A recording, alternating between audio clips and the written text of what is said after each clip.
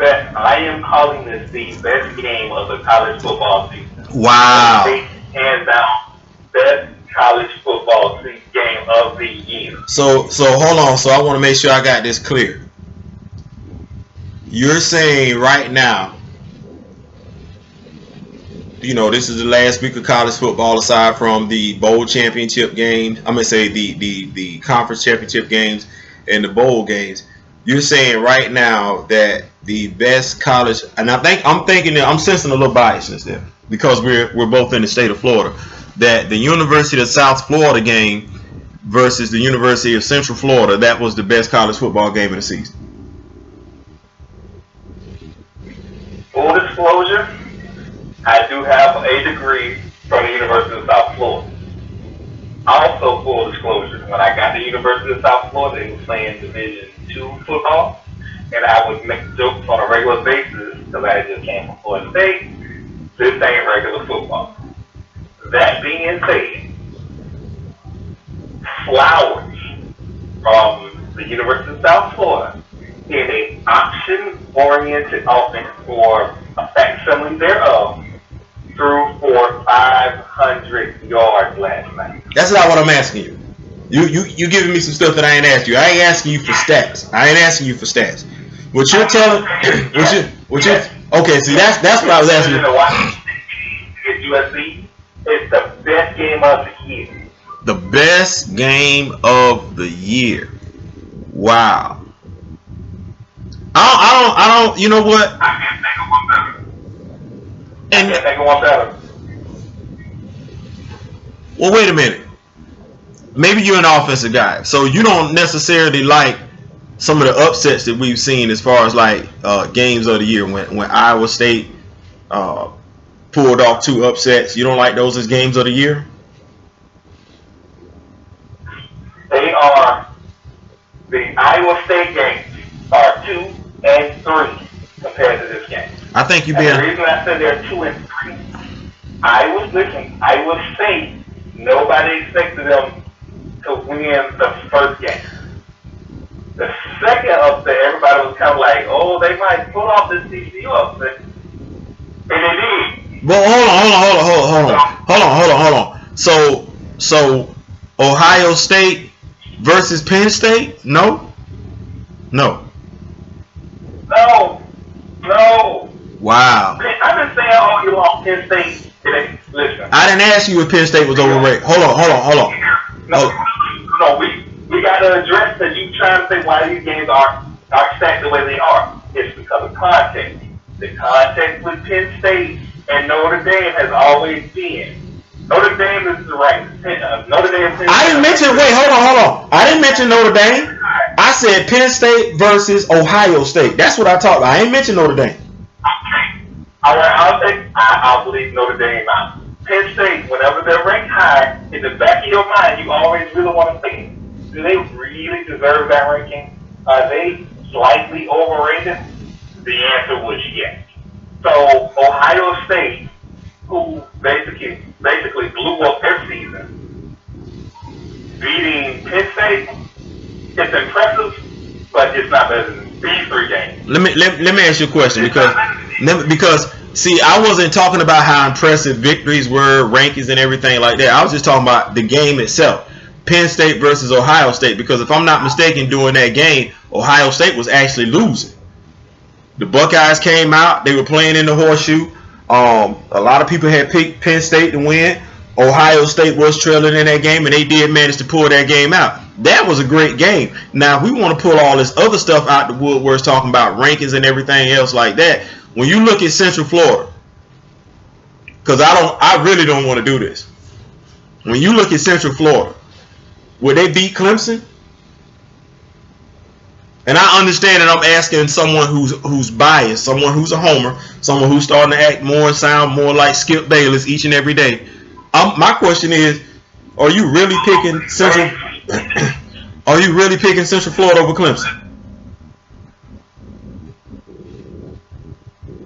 I am not picking Central Florida over Clemson. Okay, hold on. I have to be safe. Hold on. First of all, I want. was a quarterback at UCLA. Hold on. First of all, let me do this. This is your man Theo Butler. That's my man Troy in the background. This is where you actually see where it all goes down. We're taping the podcast for a gathering of old men. I thought I'd chime in and record this and everything. I got my man Troy on Bluetooth so y'all can actually hear him. We are talking sports. We're doing it today. I'm going to set this thing up. I'm going to speak to Troy and see if we can get this thing done every Saturday at 11 o'clock sharp so we can talk about the week in review and the upcoming games. But let's get back to this whole Central Florida thing because Troy seems to be on a tangent with this one. So, you're not picking Central Florida to beat Clemson. How about Central Florida to beat Alabama? No. Okay, so. Okay, so would you pick Central Florida to beat? Would you pick Central Florida to beat Penn State? Yes. And you know what? When you say yes, you don't sound as confident as you did before.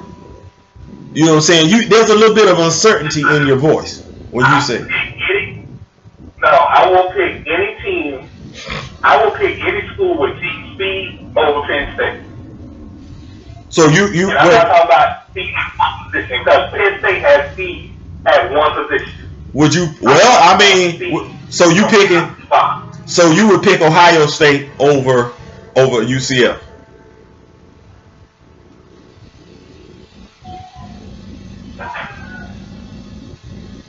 And that's where it gets on. Okay. Well, we're gonna move right along. Let's go ahead and switch topic. Let's go ahead and move topic. No, let's go ahead and move topic. I get it. Listen, I'm gonna agree with you like this. For me to pick Ohio, we got one of those this deal. For me to pick Ohio State, I have to trust the quarterback position. I get it. What we're gonna say is this: Central Florida should be ranked higher than what they are. Central Florida should be ranked higher than what they are, and I will agree with that part of your assessment. Central Florida should be ranked higher than what they are. I'm not going to give you this whole with South Florida. That was the game of the season. That was the game of the year. I'm not going to give you that one. How about we do this? Hold your opinion, but wait till this complete college football season is over with, because we still got some games to go today. Wait till the complete season is over with. Write that down in your planner. Huh? Is this the same dude saying that basketball season, regular season don't matter? I'm just saying. I'm not, because you don't hear me make bold statements like that. You don't hear me make, well, that's the game of the season right there. So put that down, write that down, put that off to the side. UCF versus USF. Troy says that's the game of the season. Write that down, and we'll revisit this once the national championship has been decided. I think that's fair, because we don't know what's coming up, and if college football this season has taught us nothing else, anything can happen on any given Saturday. So let's move on to the next topic. I ain't gonna let you do that. So while we were getting ready for the show, apparently Chip Kelly has agreed to be the next head coach of UCLA. Listen, hold on. Pause that for a second. Special shout out to my man Casey, Big C. I tried to tell you Chip was going to go to UCLA, because why be a small fish in a big pond, which is the SEC, when you can go be a big fish in a small pond, which is the Pac-12. I told you that dude was going to head over there. Listen. This is what y'all got to understand. And he got the best quarterback in LA. Listen, this is what y'all got to understand. Hold on. He has the best quarterback in LA. Like I said, got the best quarterback in LA. This is what y'all got to understand. Listen. I'm looking at what I listen. I just sit back and I watch stuff. Go ahead, Troy. Go ahead. So that is important because, oh God, there are two teams in the state of Florida that are struggling. They're struggling mightily. And there are rumors that at the end of today, Texas A&M will fire Sutherland as their head coach. There's also rumors that Texas A&M is very, very interested in Jimbo Fisher. Why is this important to this particular podcast? It's important because this particular podcast host is a diehard Florida State fan. seasons, I have had to be impartial. I have had to be judicious. I have had to be apologetic because I forgot that Jimbo Fisher got divorced a couple years ago, and this may be some of the results of that divorce. When you get divorced and you have custody issues, they don't have custody issues. I won't make things like that with custody, but when you divorce and you're not seeing your kids the way you used to, you try to balance out that time and make up that time up. Well, that may be affecting his work. I'm not saying he is, but there's a possibility that it could affect his work. And my assessment of him may have been out of bounds. That being said, Jimbo Fisher is if Jimbo leaves or gets fired by Florida State will owe him $40 million. So for another school who has a whole lot of money, every school in Texas has the ability to pay Florida State $40 million. Now, of course, they're not going to give Florida State $40 million if they want to hire Jimbo. They're probably going to negotiations, and they'll be like a $30 million settlement or something. But that's not the point. The point is that the coach of UCLA, I just called the game of the year, has been the backup plan for the University of Florida. Now, I'm on record as saying earlier, probably 2-3 weeks ago, Florida fans, please sign Chip Kelly as your head coach. We need those guaranteed wins. I begged and pleaded with y'all. I think y'all saw through my plan, and y'all didn't put up enough money for him to like this instead of Florida. That being said, if the University of Florida finds UCLA coach Scott Frost, I will be concerned. These will not be guaranteed wins anymore. You will have a head coach at the University of Florida who is new, young, and innovative, as opposed to a head coach at Florida State who's kind of stagnant and has got kind of set in his ways and is not as innovative as he once was. So there's going to be a contrasting style that may cause Florida State issues. So that hiring right there is a concern. So I'm rooting, no longer being impartial. UCF, get your head together, sign your coach to a long-term agreement. Okay. Do me that solid. Okay. Here's what I'm looking at. Of course, I was right on the Chip Kelly thing. You know, I was right on the Miami thing. When I look at Scott Frost, because I haven't really given Scott Frost that much thought as far as leaving UCF, I want to say it's 50-50 he stays, 50-50 he leaves.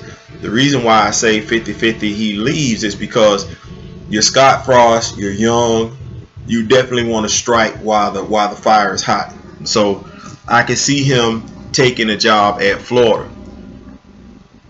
I could also see him staying. UCF has never been where they are right now, and they're potent right now. The only thing that's stopping UCF is they're playing in the wrong conference, a weak conference per se. They need that spotlight. Now, what does that mean? UCF doesn't necessarily have to stay in the American Athletic Conference. They can move someplace else.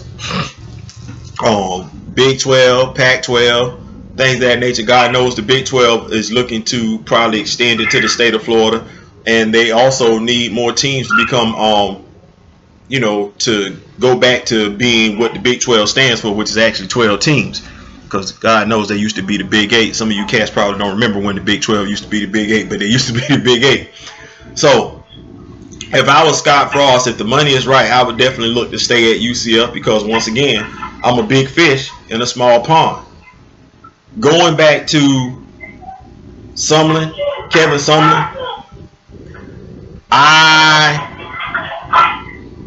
if you're Texas A&M and you don't have a hot shot coach lined up to take his place, you keep Kevin Sumlin. I mean, let's be clear. Who was Texas A&M before he got there?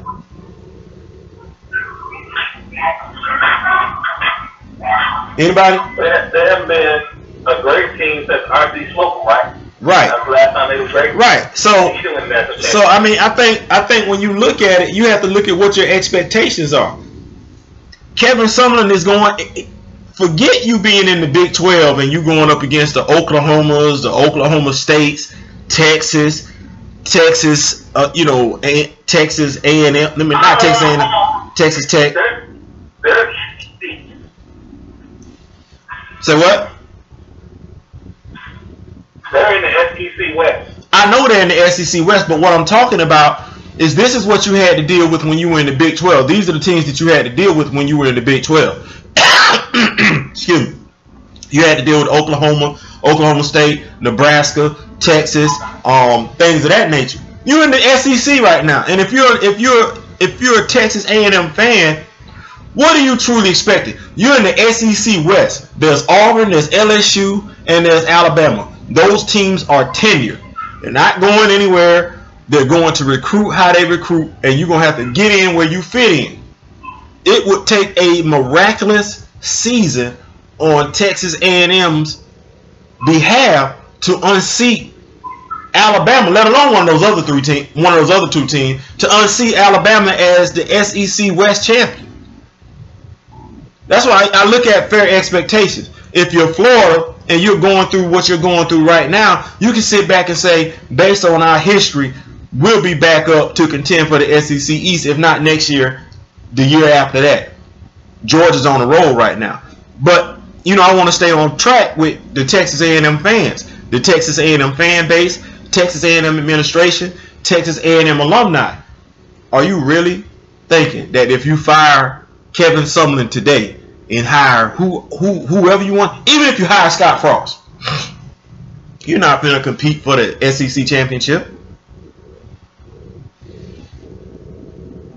That's being honest. You're not going to compete for it.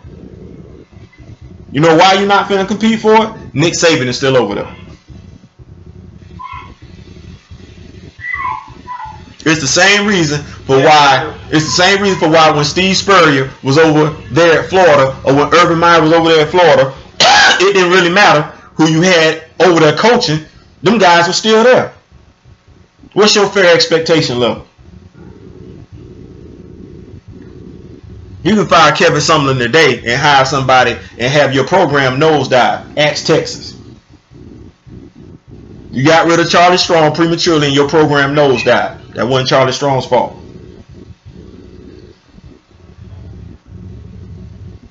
It is fair to say that Texas and Texas A&M alumni, boosters, and fans are a bit nuts. Let's just call it what it is.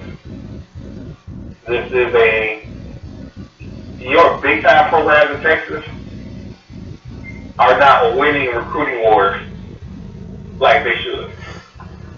There's no reason that the best talent from Dallas, Houston, and East Texas should be going anywhere other than Houston, Texas, and Texas A&M. Well, I mean, the thing is, we can sit back and we can say that, but one, the state of Texas is too big. And when I say it's too big, let me rephrase that. The state of Texas has too many Division 1A schools in it. Can I say that? You got choices on the table as a senior which school you're going to.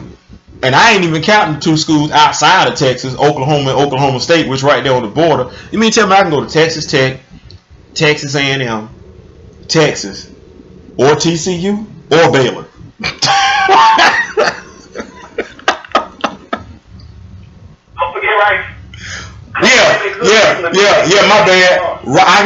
I can go to Rice too. That's too many schools to choose from. And quietly speaking, while we talking, Florida, who is nowhere near as big as Texas as a state, is getting ready to face these same problems. And Scott Frost keep doing what he's doing down there in UCF.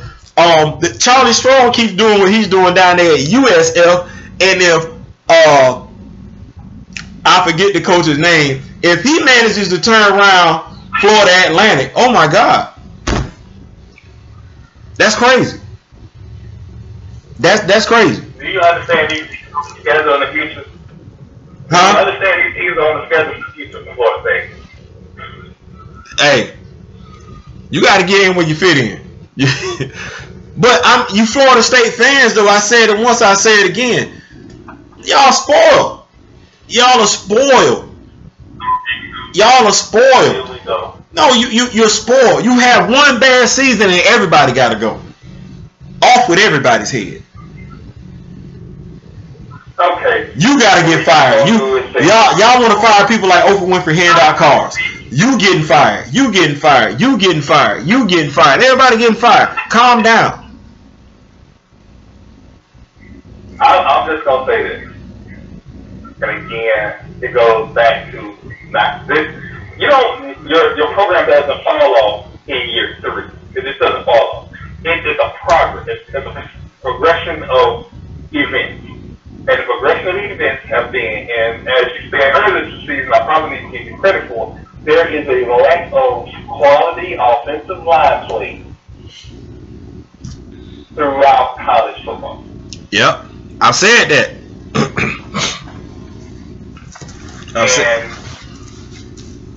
I looked at, and I can't believe I'm about to say this. I watched the Wisconsin football game. Whoever is recruiting offensive linemen, if your ass ain't in the state of Wisconsin right now, there is a problem. If you ain't in the backwoods of Iowa right now, there is a problem. I don't know how these boys are 2 and 3 stars and beating up on teams like this. Why we not there? Well, like I said, there was a time get players everywhere. Like I said before, it's a matter of what type of offense. One, it's a matter of I, as the recruit, do I want to go play at the next level? And I'm not talking about at the collegiate level. It's whether or not I want to go play professional football as an offensive lineman. If I want to go play football as an offensive lineman, who am I being recruited by, and what type of offense do they run? If they run a pro style offense, if I'm being recruited by a school that runs a pro style offense, that's where I'm going, because I know that's the school that affords me the better opportunity to be drafted as a NFL prospect. Now you go to any one of these other schools because they're recruiting you get what you get. I mean, I'm telling you, it's when you neglect a spot on your football team, a position. If you neglect it 1 year, it's gonna take a while to get it to turn around. You gotta keep recruiting it. You gotta keep going and get after these kids, and you gotta run something that these kids want you to run, because some of these kids, they're saying to themselves, man, I can go play football at the next level. It's not about just playing collegiate football for me. I want to go play pro football. How do you help me get to play pro football? I'm just saying.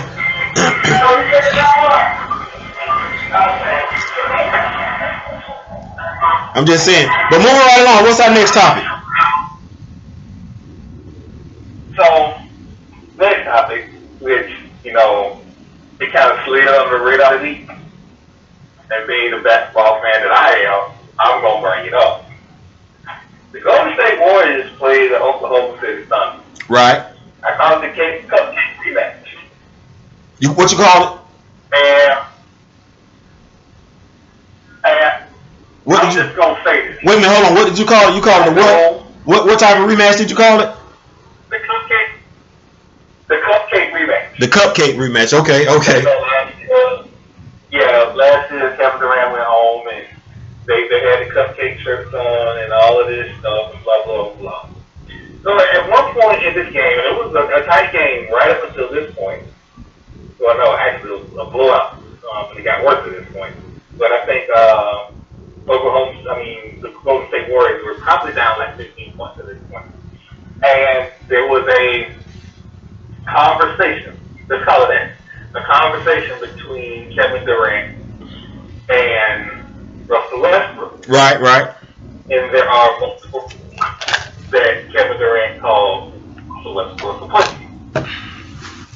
Wow. And that's kind of ironic, because I never considered Kevin Durant to have that type of demeanor about him. He don't. So, for him to do that, there had to be conversation up until that point.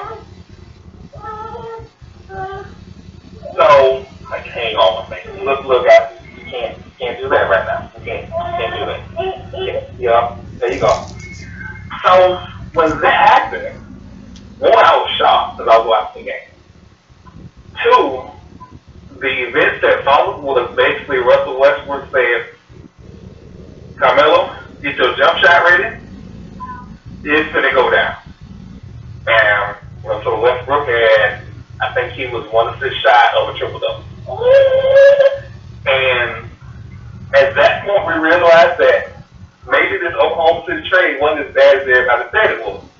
Because when Carmelo is hot, Russell Westbrook is hot, and of course I forget his name now, and Paul George is hot. PG-13. There is nothing.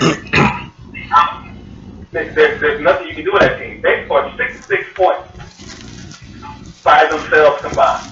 Just those three players. They had more points than the big four of Golden State. Let's be clear about something. Let's be clear about something, because you bring up a very good point. Because first thing I want to speak on is you talking about Kevin Durant, calling Russell Westbrook out his name. Kevin Durant. At first I thought Stephen A. Smith was being a little hard on Kevin Durant.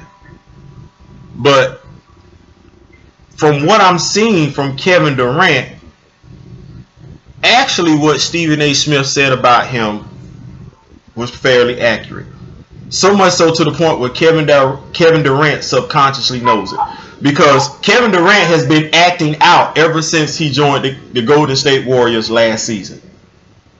Even before they won the championship.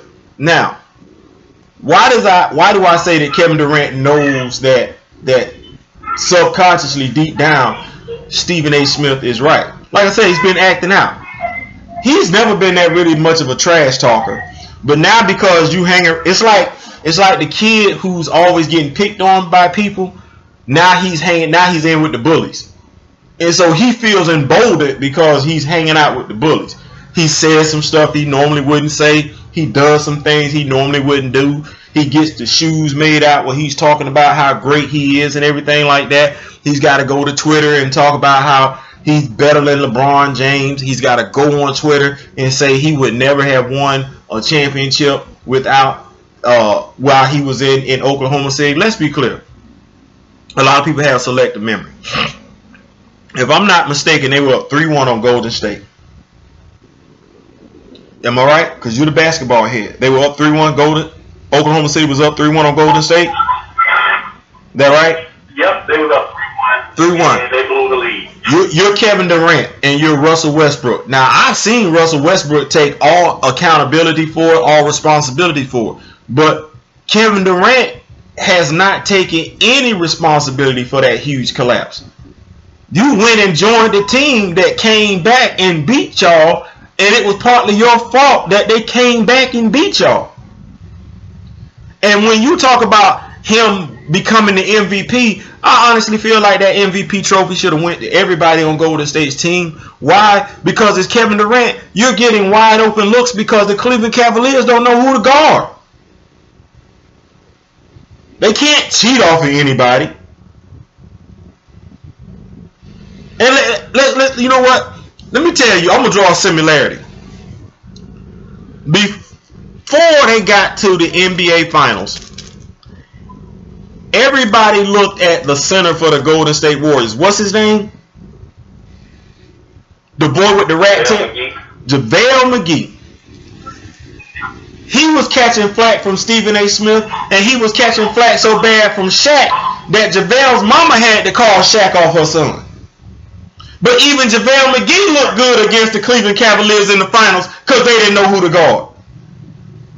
So if JaVale McGee looks good against the Cleveland Cavaliers, shouldn't Kevin Durant look good against the Cleveland Cavaliers as well?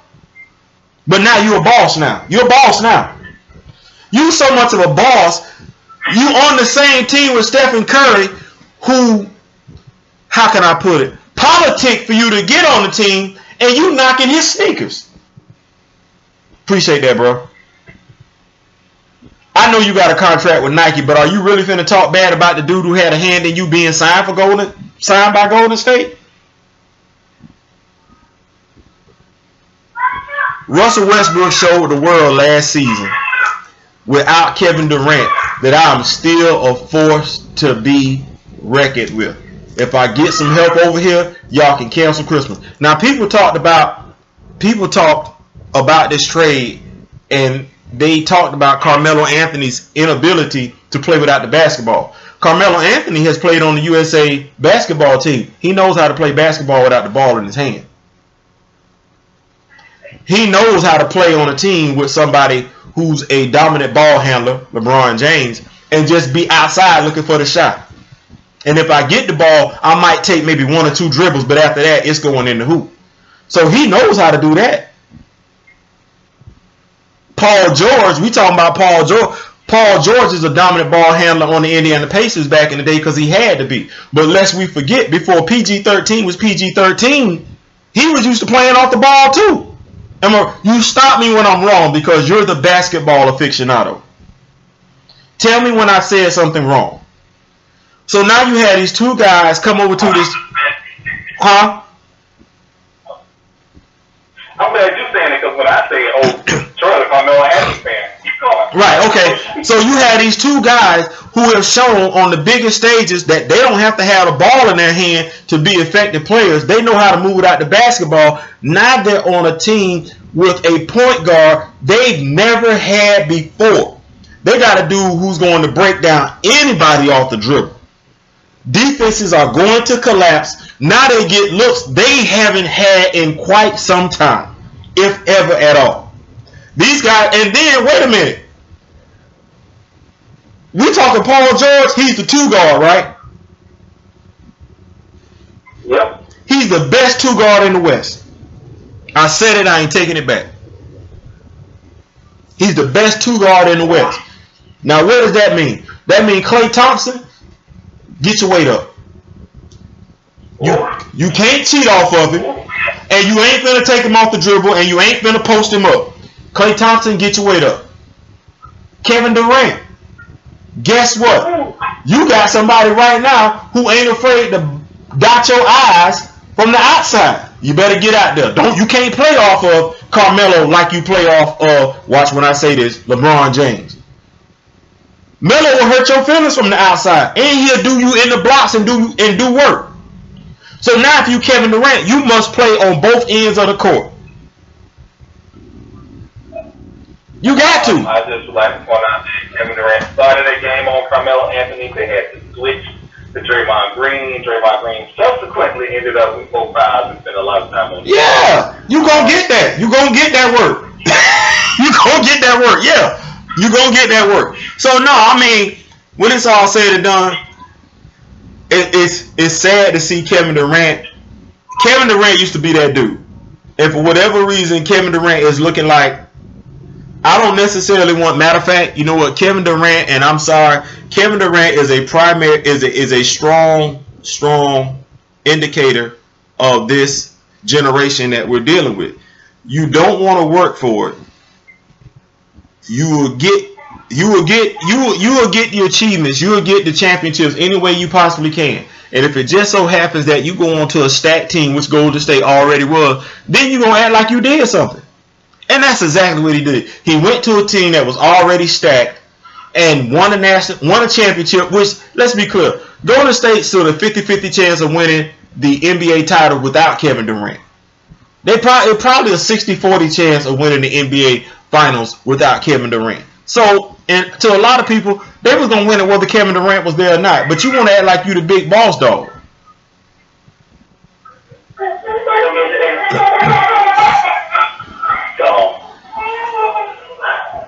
Before we get too long and go on other topics, Miss McGee, in case you happen to stumble upon this podcast, we don't have no problem with your son. No, Miss McGee.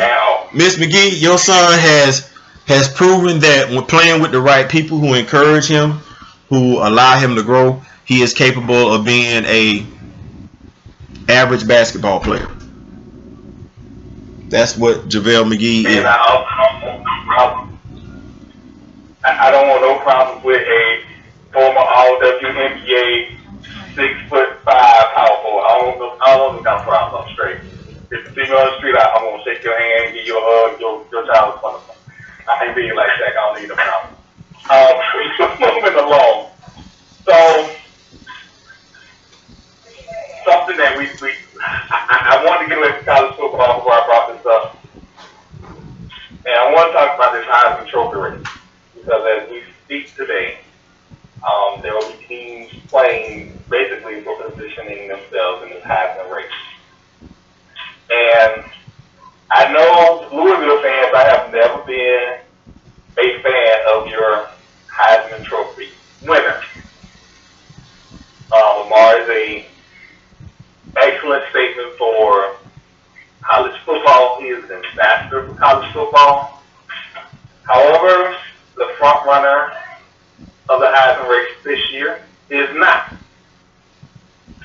And I'm talking about Baker Mayfield. Baker Mayfield, right. We have a policy at that amount, but I don't trash kids. I won't trash kids.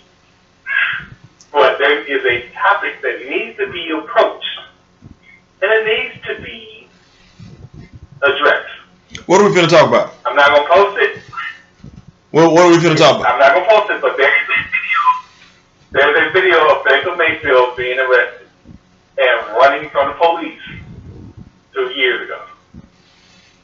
It was 2 years ago. He has moved on and played better. However, if we are going to compare apples to apples, there was comments about Jameis Winston. There was USC's running back. They had to get back his Heisman Trophy. Reggie Bush. There were Reggie Bush. And then right now, Baker Mayfield is the new version of Johnny Man. I don't like that comparison. I don't like that comparison. And I'm gonna tell you why. I don't like that comparison. I think it's an unfair comparison. Johnny Manziel, whether his team he threw up the dollar signs. Now, I don't know if Baker Mayfield comes from money. Johnny Manziel came from money. Johnny Manziel was acting outrageous while he was at Texas A&M University. He was proven on the field. True enough. Now, the passion that Baker Mayfield showed when we weren't necessarily picking Oklahoma to beat Ohio State, especially in the horseshoe. And obviously there was some trash talking going on during the course of the game from both sides. Baker Mayfield is an energetic guy, plays with a lot of emotion, and he's plant the University of Oklahoma flag into the O. I can't say I would have done it, but I can understand how after such a big win, you weren't picked to win the game. You were trailing in the game. You go in there, you dominate and everything like that. How your emotions take over you. People like to have revisionist history, and they don't look at both sides. I have been on the side where you're trying to play nice, and somebody gives you their butt to kiss, and I've been on the side where you come in and you already ready chomping at the bit to get into somebody. And then people want to look at the KU game when they played the University of Kansas. He stuck his hand out to shake the team's hand, the captain's hands before the game started. Now watch this. Everybody wants to, and I will say, if they don't only want to draw reference to it, they definitely want to magnify it, where he grabbed his crotch and told the KU fans, F you and everything like that. But nobody wants to say anything about the fact that he stuck his hand out there for the sportsmanship. And the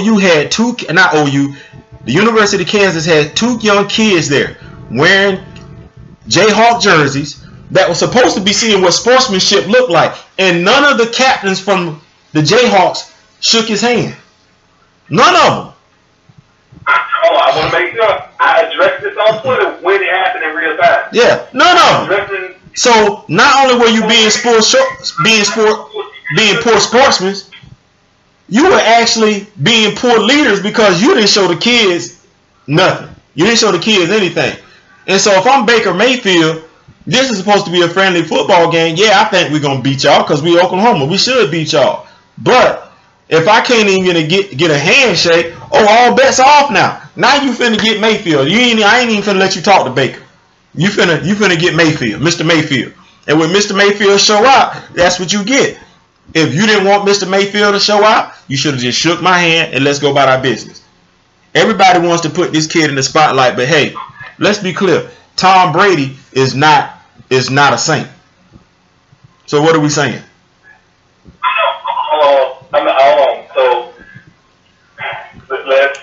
Okay, so I'm going to go ahead and say this.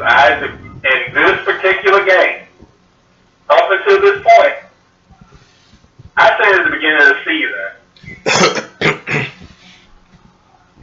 Baker Mayfield was a different quarterback.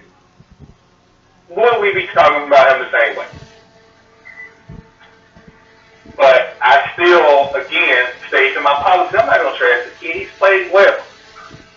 Do I think he's an NFL quarterback? No, I don't. I think he's another one quarterback that can run around and make plays. But on the NFL level, it's going to be a problem. But as far as a college quarterback, he is a great college quarterback. Is he though? Would he be my pick for the Heisman Trophy level?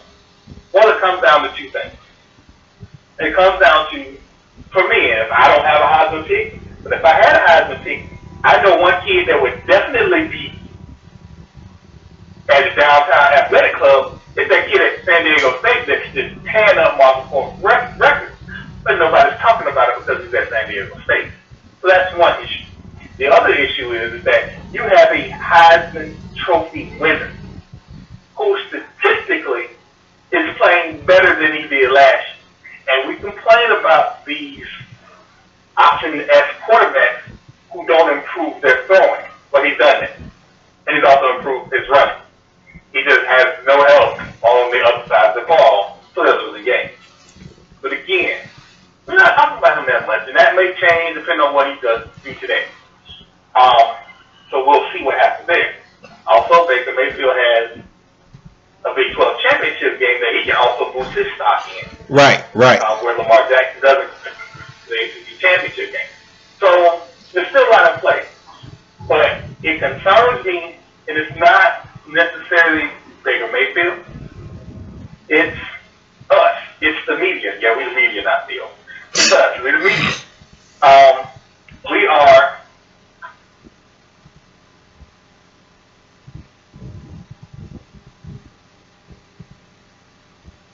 Hello? Yeah. We are. We start narratives at the beginning of the season, and then we don't have the ability. Now, say we. I'm talking about Fox Sports. I'm talking about ESPN. I'm talking about CBS Sports. They don't have the ability to adjust their narratives. One of the great things about my Theo is that we adjust our narratives based on the facts that we see in front of our face. Even if we are part of the fandom, if you will, we adjust based on what our eyes see. Right. Say, hey, these are stats until you beginning of the season. The narrative needs to be tweaked and it needs to be adjusted because there are starting to be little whispers about, well, this particular candidate shouldn't be taken seriously because of stuff in his background, blah, blah, blah. But let me tell you something. It kind of started with the whole Notre Dame Miami game, and people started talking that noise. And it has to do with undercurrent of politics being invasive in the sports. But we have to take a look at Baker Mayfield as a whole and not just in a vacuum. Because I'm trying to say this elegantly. If Lamar Jackson were pulling these antics and winning, would we be okay with it? No. Because everything No. You don't have to ask that question. No, the answer would be no. The answer would be no, and that's just the real word that's just the world that we live in. The answer would be no.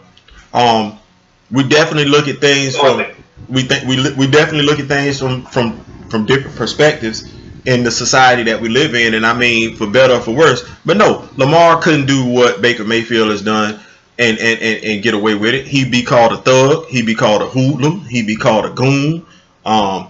He couldn't, because Jameis Winston couldn't have got away with it. You know, and I'm to this day, I'm still amazed that Jameis Winston got away with what he, you know, and I'm not saying that he did anything wrong. And I want to be clear to the fans that are listening to this. I want to be clear to the fans that are watching this.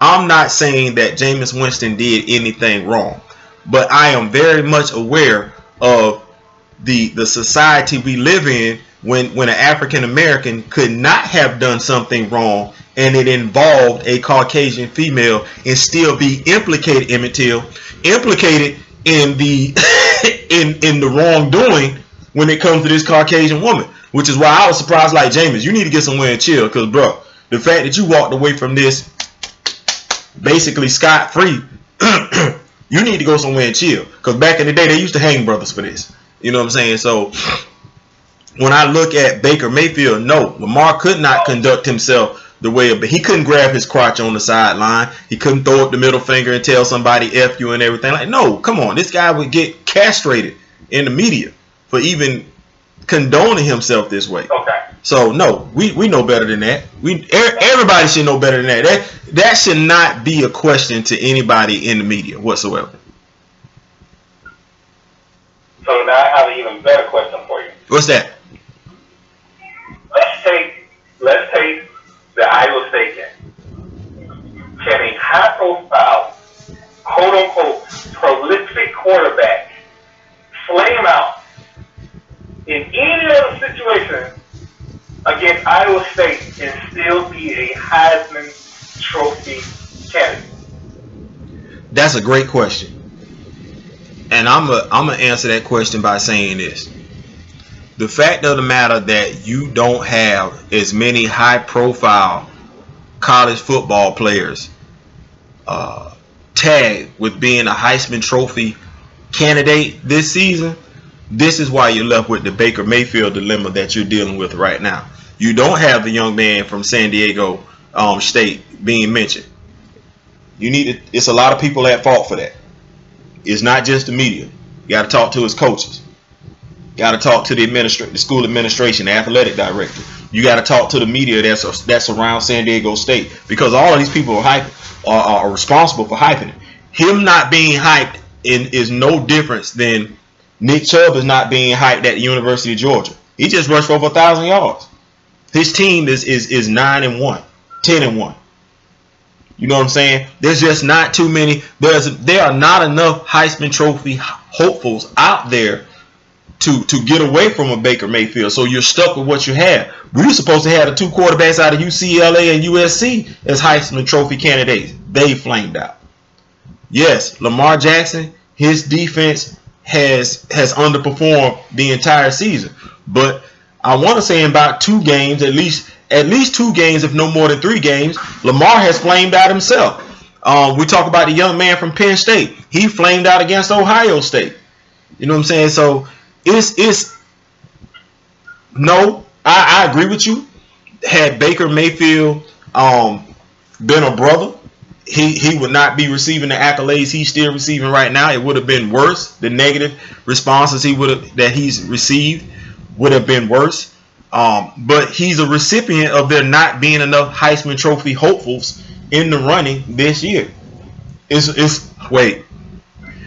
It's almost similar to 2016 when we were trying to figure out who we were going to elect as president. Is there anybody else running? My bad. Okay.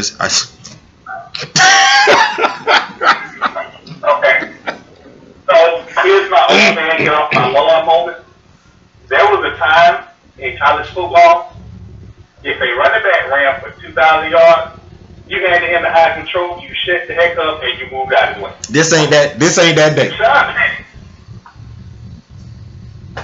I'm going to get to that. Rashawn Penny, running back from San Diego State University, has run for 2,000 yards. He's run for 2,000, not 2,000 combined yards. Not 1,000 here, 800 receiving, and he has rushed for 2,000 yards in an era of aired out football. For him to eclipse 2,000 yards is a monumental task. Also, their team is 10-2. Wait a minute. Hold on. I'm sorry. Wait a minute. The team is 10-2.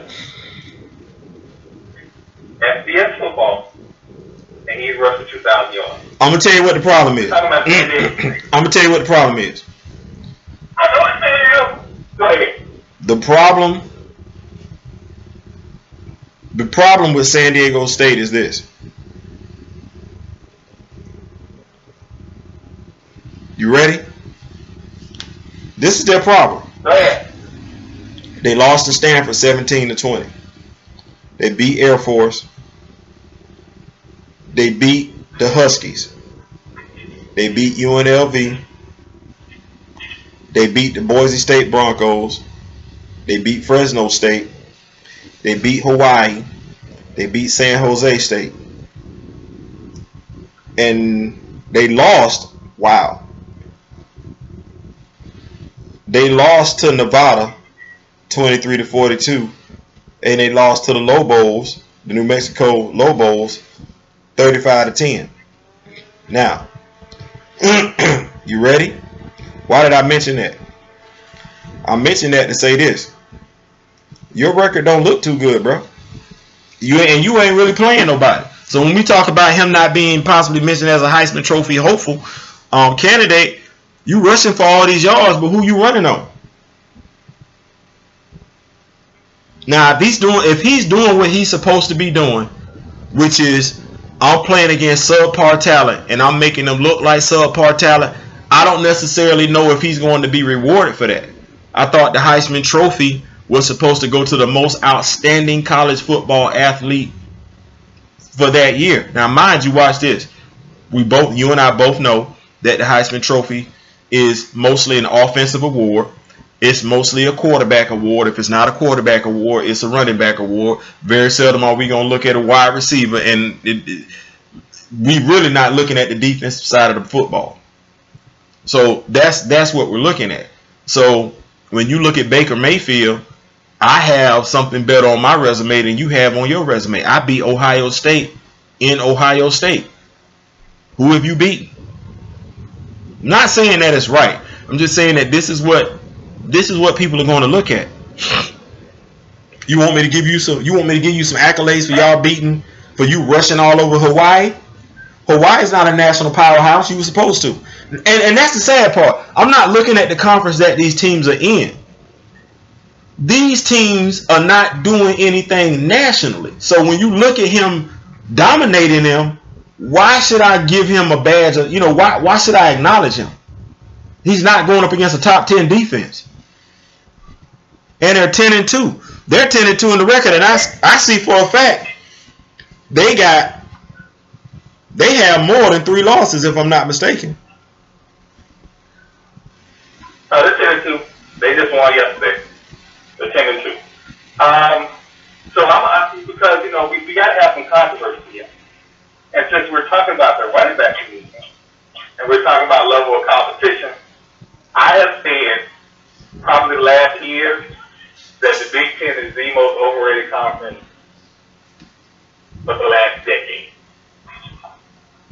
And so, coming into the season, there was a running back, Saquon Barkley, out of Penn State, who was probably the Heisman front runner who had most of the plug. Am I wrong in saying that? No, you are not. Okay. And all season long, I said, he looks good against teams that don't have speed. And when he ran up against a team that had team speed, and I hear all kind of stuff about, what the coach quit calling his number. When he touched the ball, he looked like Ohio State was way faster on defense than him. When you play in Northwestern, when you play in Minnesota and all these other Big Ten teams that may have a couple dudes that run a 4.5, that's different than Ohio State, who got a whole bunch of dudes that run the football. Well, I think when you look at Penn, I think when you look at Penn State, what wind up happening to them, you got Saquon Barkley, who you have to defend against and everything like that. And while their quarterback is somebody that you would have to defend as far as his legs go, he ain't necessarily making you shake in your pants by throwing the football. So, beat us by throwing the football. We got more playmakers over here in our passing game than you do. So, I mean, you take it for what it is. And for people who like question what I just said, take the first game of the season when the University of Florida played Michigan. Right. Play a team who, on paper, you should thrash and you struggle because they got speed on defense. Right. And that has been the theme of the Big Ten. Right. If they play a team from the South and speed on defense, they struggle. Right. So, I say that to say this, is that, we got to start looking outside our normal constructs of what we think the Heisman Trophy, or hey, this guy, he's not even on the Joe Walker Award list. I'm just going to let that marinate for 1 second. Well, now that's something different. I don't even think he's one of the top 10 running backs in the nation. That's crazy. Whatever.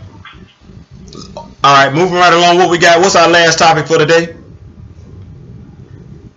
So our last topic is I guess we're getting close to the end of the first quarter. The war in Florida State. Let's call it the war of who sucks the worst.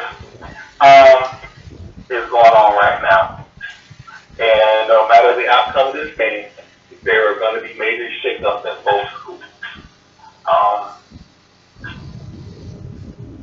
At the beginning of this podcast series, I think Theo and all became keenly aware that I did not want to see Jimbo Fisher back as the head coach of Florida State. We don't know why. And again, I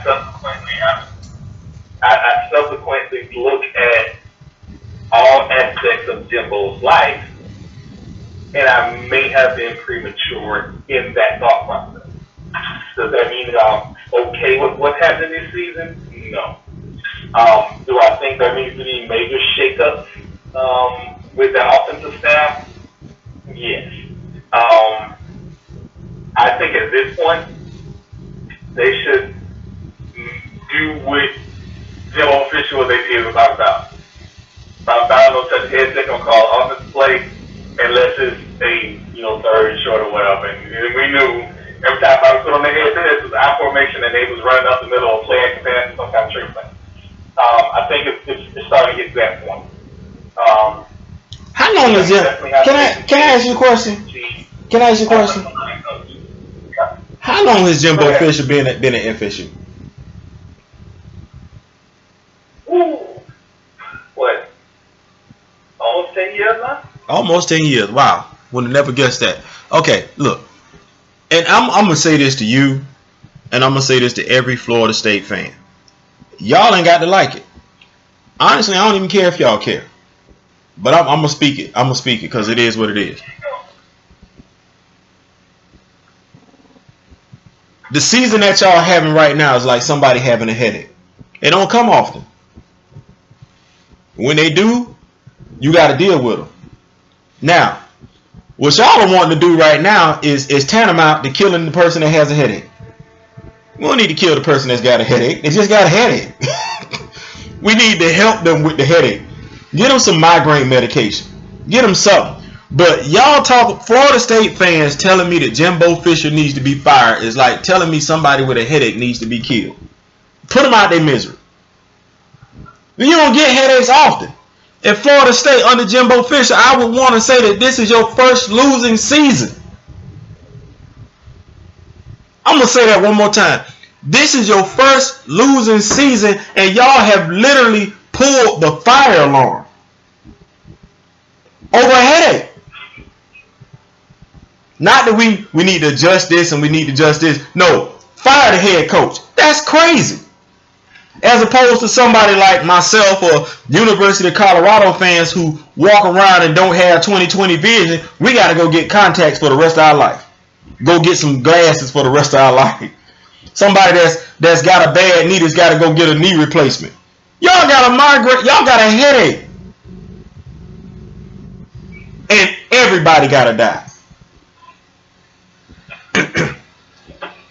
10 years at one of the most prestigious universities in America. 10 years at one of the most storied colleges in America as far as putting talent in the National Football League, always being in the national championship picture, just being one of the most dominant schools out there. And at the first sign of trouble, we are ready to literally abandon ship. You got to be kidding me. I really want you to think about that. 10 years and this is his first losing season? And you don't think y'all overreacting by saying fire Jimbo Fisher? 10 years, first losing season. Overreact, come on. To say that a look at the program, right, as it's currently constructed now, is not a bad thing. Now, again, I started off my diatribe by saying, given the totality of the events of the last 2 years, I may have rushed the judgment to rush him out the door.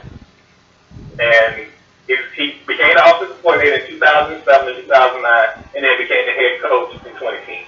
Right. So it's up to 10 years. The last 7 years he's been a head coach.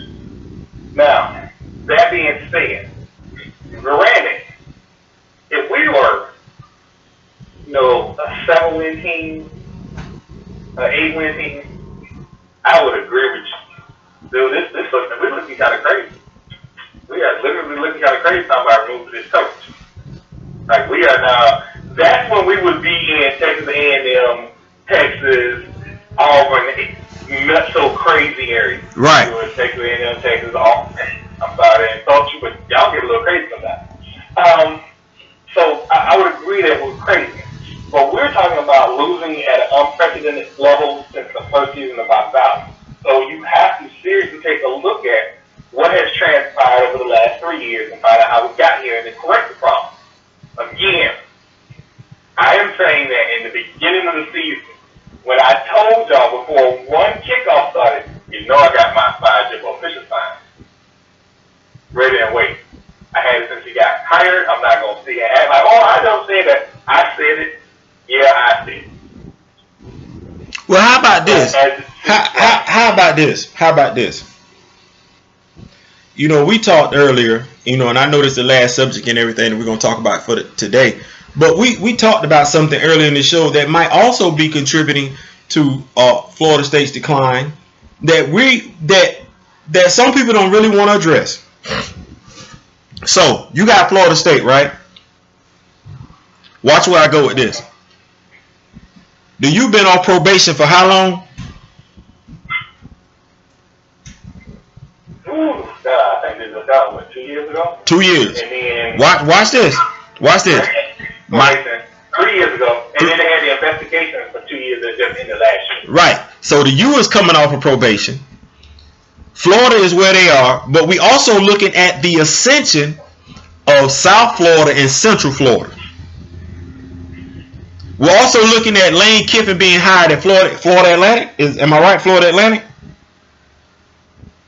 Mm-hmm. Now, Lane Kiffin, regardless of whether I consider him to be a great coach or not, I don't. Whether I consider him to be a good coach or not, I don't. Still is very much a charismatic person, which translates over to me being able to get talent to come to my program. Remember when I said earlier that Florida has too many schools in it for it to be as small as it is? Yeah. Remember when I said that? So we could be sitting back and literally saying, we could sit back and literally say that all of this is not just the type of offense that Florida State runs. All of this is not attributed to lack of coaching from his offensive coordinator. But some of this may be contributed to the fact of the ascension, the rise of all these other programs in the state of Florida, and Florida high schoolers now having a better selection of schools, well, not better, a greater selection of schools to go to than just Florida State University. You ever thought about that? In Georgia, I'm either going to Georgia or Georgia Tech. In Alabama, I'm either going to Auburn or Alabama. In Florida, first it was just I'm either going to FSU, Florida, or Miami. Now, hey, which school I want to go to? Which school I want to go to? For any fans that are in the Panhandle, yes, we do know there is a West Florida University in West North Florida. The other day I saw some school playing football that was West Florida University or something like that on ESPN. Until that very moment, and it had a job on my mind. I forgot they even existed. But I remember when the state congressman, like, basically threw his stick until he got a football team for his local community. He got the football team, and now they was on ESPN. Yeah, it's... So again, that's more. And while I'm sitting, pissing and moaning about my school being hurt by all this, there are 2 historically black colleges, 3 actually, that play football in the state of Florida that are being hurt more by it than Florida State or Miami or University of Florida. As you remember, for a very long time, you had a prominent football team. I won't talk about FAMU right now because that's another conversation. We could do that for the next show, and I'm pretty sure I'll probably upset some FAMU fans. But that program has been in decline for over 10 years now, and you know it's a question of what you want to do with FAMU. Put it to you like that. You steadily find athletic directors, you steadily find head coaches and everything like that. At some point in time at FAMU, you got to figure out what you want to do. And I'm going to leave it at that. So we're going to leave that time. But again, at some point I need to be honest and say, I agree with you, Theo. However, I'm looking at these top 5 recruiting finishes, and I got to look and say, okay, we got top 5 recruiting finishes, but what's the depth? Because let's just call a spade a spade. Lane Kiffin can win his conference every year with a bunch of 3-star, 2-star recruits. Every year. Frost and UCF can win their conference. Well, I got to take that back because they got USF right now I for. But USF and UCF could split their conferences year after year just based on 2- and 3-star recruits, just from the I-4 court. Right. And if they happen to snatch you from South Florida, they might even be a top 10 team. So you're right. There are just a lot of, and we knew this was coming with parity when they changed it to 85, scholarships per team. When everybody decided they want to be a Division I football program, I probably should have seen this coming. But dude, you got a job to do. You got to figure it out. Well, I mean, so somebody at Florida State got to figure it out. Well, I mean, like I said, Florida State might be hurting. Like I said, it's a lot of schools in the state of Florida. And if I want to start, if I'm a kid coming fresh out of high school and I want to start right then and there, do I go to Florida State where, yes, it's arguably the best football program in the state of Florida, but I'm going to sit for 2 years? Or do I go play for South Florida where I'm starting right now? And let's be clear. Let's be clear. You can get drafted from South Florida and Central Florida. You can get drafted. Oh, yeah. You know what I'm saying? So it ain't like you hurting your prospects of playing at the next level, playing professional football by going to one of these universities. No, you can get drafted from playing at Central Florida or South Florida. And I'm pretty sure it's been some NFL players that have gotten drafted from Florida Atlantic. And it's another Florida school we missing. It's Central Florida, not Central Florida. It's Florida Atlantic and what else? It's FIU, Florida Atlantic, FIU. Yeah, FIU, yeah, Florida International, yeah. You can get drafted. Listen, you can get drafted from these schools. I'm not sitting for 2 years when I can go start as soon as I get there and still get drafted. I'm not finna do that. So yeah. But we're gonna come back and talk about it again. We same bat time next week, 11 o'clock. We're gonna make it do what it do. Gathering the old men. Alright, we're gonna mark this time now. Alright, Theo, you have a good evening. You do the same. Hey, gathering the old men. That's my man Troy gathering old man. This your boy Theo Butler.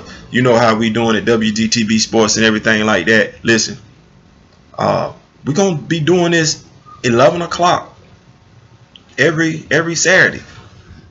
Post a video on YouTube and Facebook, so y'all make sure y'all check us out. Fat Mouth Sports, WGTB Sports. My man Stein, your boy Theo Butler. Our man Marlo wasn't here today, but you know it's all good. We're gonna make it do what it do. One time, peace. I'm out.